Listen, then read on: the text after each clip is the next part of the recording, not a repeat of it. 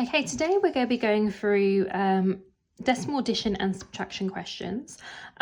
So when we have a look at decimals, we have a tendency to have lots of additions, lots of subtractions, and we tend to have a lot of multiplying of decimals as well. A lot of children get thrown by decimals because they just don't look right in a calculation, let alone when you have a whole integer like 63 and you have to subtract that by a decimal. But it's really not as deep as a lot of children make it out to be. As long as you line up your decimal points, that's all that matters. Okay, so we're going to have a go at doing 2. I'm going to model 2, and then you're going to have a go at doing 1 yourself by pausing the video. First things first, I will always encourage children to put the larger value at the top of an addition.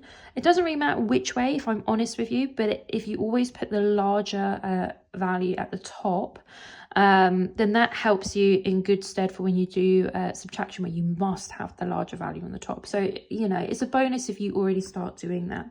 So our larger value is, well, we've got 7 wholes and we've got 13 wholes. So the 13 wholes would be our larger value today. So I'm just going to write that down.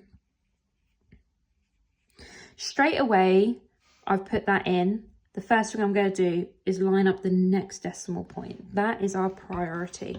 And in fact, we can draw our line, put our plus sign or addition sign in, decimal point, decimal point, decimal point. So that's what I'd always do as a priority, because it's the one thing that children will actually get correct. They will do this right, but what will happen is they will forget that decimal point in their actual answer, and that's when they lose the mark. Okay, so we've done this. Now we need to put this in. Okay, it's going to feel really unnatural, but you must follow where the decimal point is. Okay, so we will have a 7 decimal point. So we've got a 7 decimal point. Then I've got a 6 and a 6. So I'm going to put 6 and a 6. Now, the reason why it feels quite uncomfortable is because if you look at it, it just doesn't look right. Not only have we got a blank space here, we've got a blank space here. And a lot of children, they just don't feel comfortable in seeing those blank spaces. It doesn't feel balanced. Naturally, when we look at calculations, we are always striving to make them balanced. But it's not all the end of the world, because there is one digit that we can always use as a place value holder. It means nothing, it has no value, but it instinctively looks a little bit more balanced. And for us, we go, okay, I can do this question now. So all that you've got now is a straight adding. So let's have a look. We've got 3, add 0, still 3. 9 plus 6 is 15.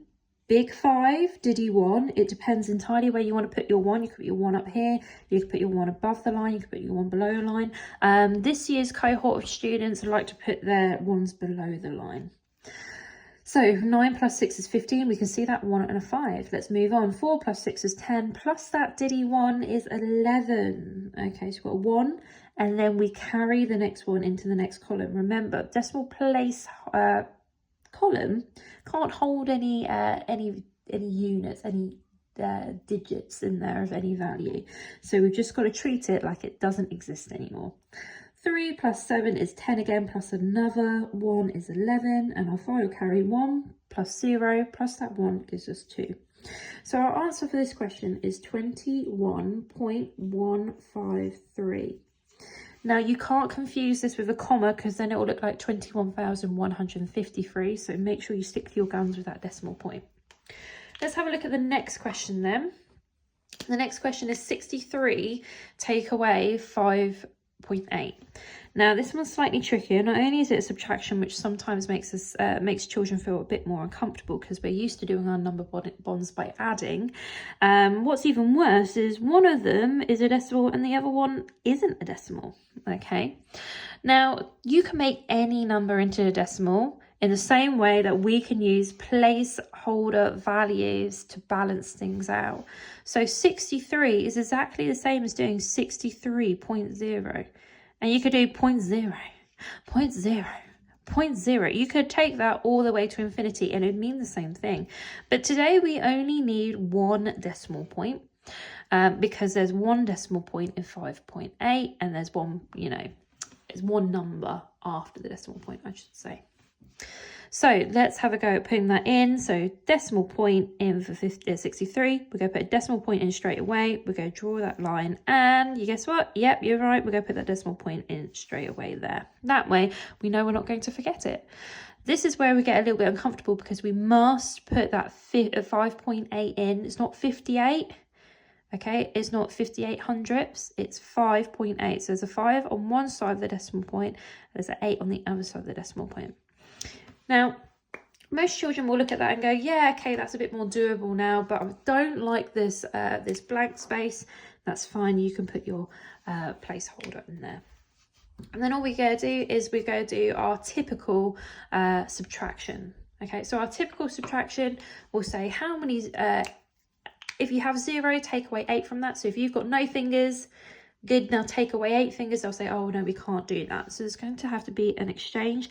You might have heard of this as borrowing. So back in when I was at school, it was heard of as borrowing, but it is they now use the word exchange. You're doing an exchange of the ones column and you're turning one whole into 10 tenths, okay, which is why you're moving it over to make 10 tenths. So 10 take away 8 is 2. 2 take away 5, you'd say, well, give me 2 fingers, so here's 2 fingers. Can you take away 5 from that? You'll go, well, no, I haven't got enough fingers. So again, use your strategies. We're going to do an exchange. We're going to have 12 take away 5 now. So 12 take away 5 should give us 7. And the last one is 5 take away 0 is still 5. Okay, so if we were to do this calculation, we'd have 57.2. Right. It's your turn now. I'm going to give you a question. I'm going to put it just here under the bottom here. So just be prepared for it. This is yours.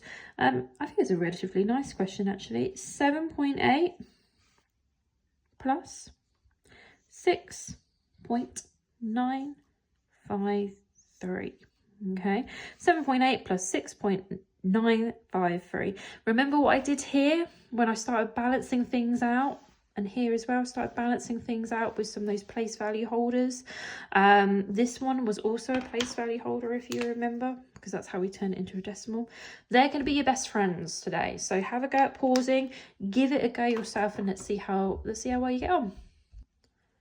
Okay, so this is how it would look like. If first of all, I encourage you to put the larger value at the top, which is what I've done here. The second value goes underneath. I said decimal point, decimal point, decimal point. Make sure they always line up. It's where children get thrown the most, because now this just does not look right. But that's okay, because like I said, we can use that place value holder to help us. Okay. Let's have a go at doing this question then. 0 plus 3 is still 3. 0 plus 5 is still 5. 8 plus 9 will give us 17. Carry the 1. 7 plus 6 gives us 13. Plus that 1 is 14. So if you got 14.753, then you were absolutely correct today, and well done. And that is essentially how you do decimal addition and subtraction, including if you have an integer and you're taking it away by a decimal, what do you do? I hope this was helpful for you.